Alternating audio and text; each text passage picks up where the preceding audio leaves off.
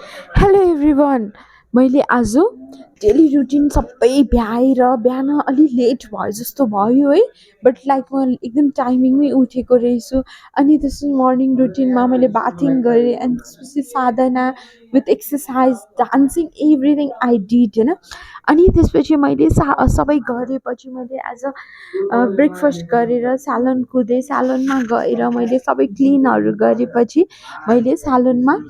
कस्टमर्सहरू भटाभट आउन थाल्नुभयो अनि मैले स्यालोनमा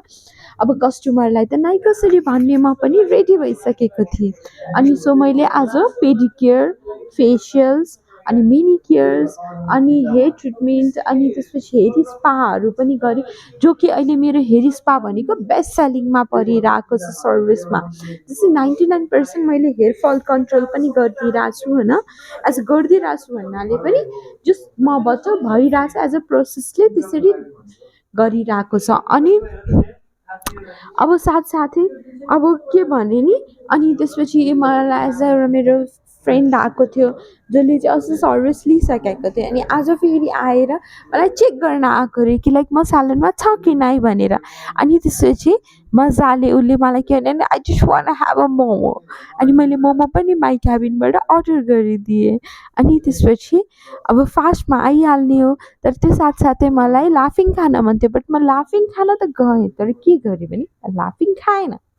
मैले तितौरा खाएँ तितौरा किन्न गएँ अनि चिप्स पनि किनेर ल्याएँ अनि हामीले सेयर गरेर त्यो दुईवटा चिज खायौँ विथ बरफ कति since so long I was not having anything like this but I just want have let's go and have it भनेर अनि गऱ्यो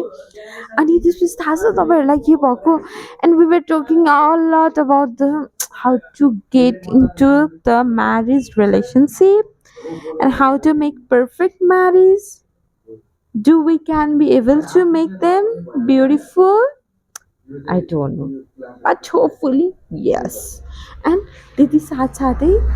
अनि मैले मजाले के गरेँ भने उहाँलाई अनि उसलाई अनि त्यसपछि मजाले हामी काउन्सिलिङ गऱ्यौँ एकअर्काको कुरा सुन्यौँ डिभाइड गऱ्यौँ अनि मजाले त्यसपछिको उसले भने अब I need to leave so घरमा गयो अनि मैले त्यसपछिको अरू कस्टमरलाई ह्यान्डल गरेँ अनि साथसाथै मैले के गरेँ भने त्यसपछिको 1 आवरको न्याप लिएँ 1 आवरको न्याप लिएपछि I just went to bring products जो कि मेरो लागि भोलि कस्टमरलाई दिनुपर्ने थियो अनि त्यसपछि म ब्याक भएँ स्यालोनमा अनि स्यालोन क्लोज गरेर अहिले म